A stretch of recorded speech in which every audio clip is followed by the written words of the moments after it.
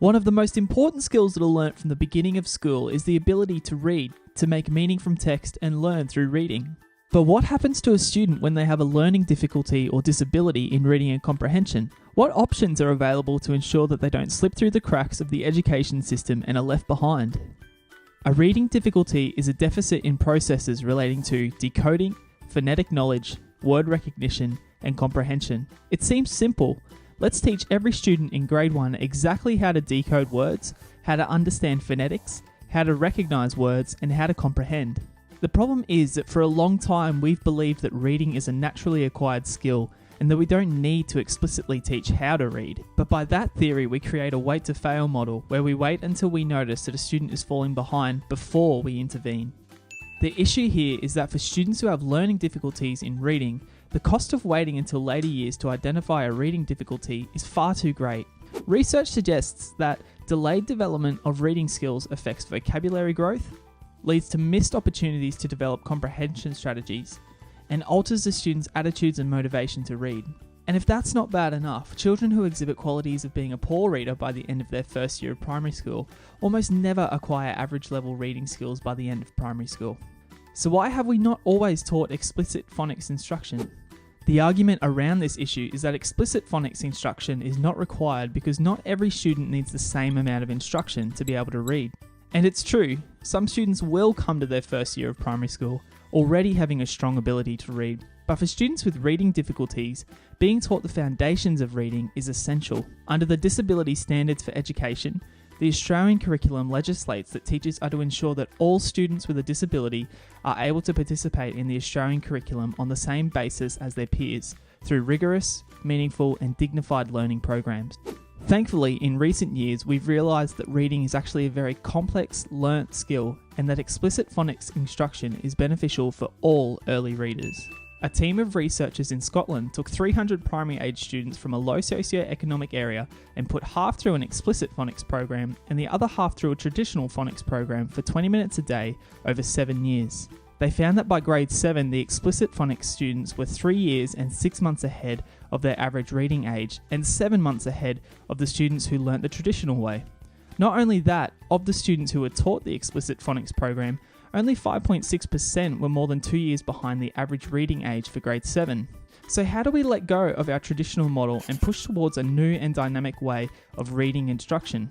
Schools have begun to adopt the 3-tier RTL model, starting early intervention for at-risk of failing readers. This model involves the explicit instruction of the 5 areas or pillars of reading: phonological awareness, phonics, fluency, vocabulary, and comprehension. The first tier of the model is providing clear, explicit instruction of the 5 reading areas to the whole class. Tier 2 intervention offers a more intensified emphasis in smaller groups of students who are at risk of failing. And if the first 2 tiers aren't successful, then the student is placed into Tier 3, where they are provided with one-on-one intensive reading instruction. The RTL model enables a full initial screening process for all students, including measures which are highly predictive of later reading ability. The word identification fluency test has been found to be the most reliable form of assessment and can be seen in the ED Checkup, which tests oral reading fluency and takes about 15 minutes, and the more comprehensive early reading diagnostic assessment, which tests a multitude of reading skills, taking up to 2 hours. However, teachers often have a good idea of what to look for when it comes to reading difficulties. A student with a reading difficulty may be less engaged in reading tasks, less confident in their ability to read, less willing to take risks in reading out new words, frustrated with difficult work tasks, or discouraged by their lack of success. However, no single description or profile can represent all individuals with reading difficulties or learning difficulties as a whole. So what are going to be the best strategies for helping students with reading difficulties? Strategies need to focus on decoding, increasing fluency, and improving comprehension. Our aim is to help students read to learn. For students to decode the text they are reading, they need to understand how the letters and sounds work. So use a phonics alphabet chart along with phonemic games and exercises.